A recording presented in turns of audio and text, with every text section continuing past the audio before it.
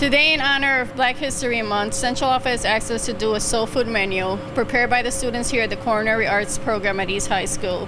All day we've been cooking. We made macaroni and cheese, potato salad, peach cobbler, cornbread, and fried chicken and greens. And for a drink we made sangria.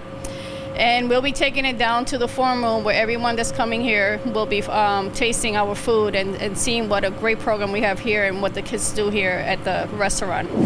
Black History Month, we really owe the celebration of Black History Month to Dr. Carter G. Woodson. And Dr. Woodson was born to parents of former slaves. He spent his childhood working in Kentucky coal mines, and he really didn't even enter high school until he was 20 years old. He completed high school in 2 years, and he went on and enrolled at Harvard University, where he earned a PhD.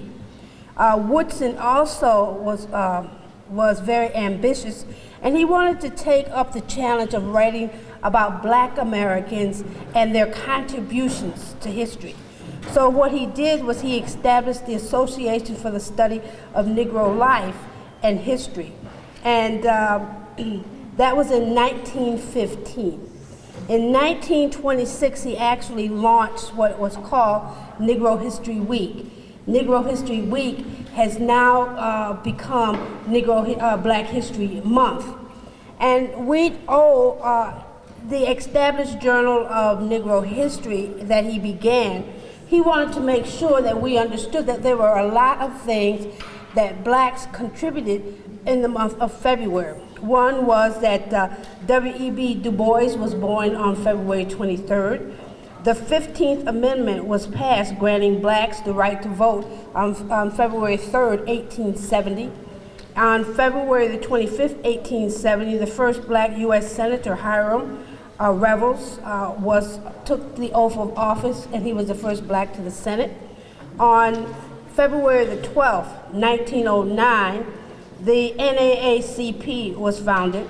On February 1st, 1960, a civil rights movement that a group of blacks in North Carolina, in Greensboro, North Carolina, sat in at a lunch counter at Woolworth's. And then on February 21st, 1965, Malcolm X was assassinated. We not only owe Carter G. Woodson for starting Negro History Week, but we also need to be proud of all the accomplishments that have happened since that time. Only passions, great passions, can elevate the soul to great things. And that really is the eminence of soul food. Soul food is about passion. The term soul food became popular in the 1960s, and the word soul became used in connection with most things African American. But as I talked with our master chef about his Italian heritage and his assistant about her Latin American heritage, the reality is that there are lots of influences on soul food. But at the center of the African American soul food celebration is the value of sharing. And that's why we're here tonight. We're here to share with one another, share our culture, share our traditions, share our friends, share our values. And what you taste in the soul food tonight, remember, it's not just about African Americans or black people. It's about the contributions that we've all made to make America what it is today. I just want to also say that soul food is often labor intensive and meant for feeding a large family. So that's why you'll see that there's plenty to go around tonight. And therefore, it doesn't pose as much of a direct threat to the health as fast food and processed foods. Because oftentimes people will say, well, we don't want to eat that, and yeah, we got to cut down on the salt and, maybe not use the lard as much as we used to. But the reality is the heart and soul that goes into preparing it makes it better sustenance than going to some of our fast food friends. And lastly, before our master chef and the key to our event come up, I just want to say, we're going to waste no more time talking about great souls and how they should become. We're going to become one ourselves. So here we are with our soul food extravaganza. we are very delighted and very honored that the board asked us to do this, because it was time for us to share our big secret. Meadows Cafe and the chef, Jeff Cristiano, and his students have done a remarkable job.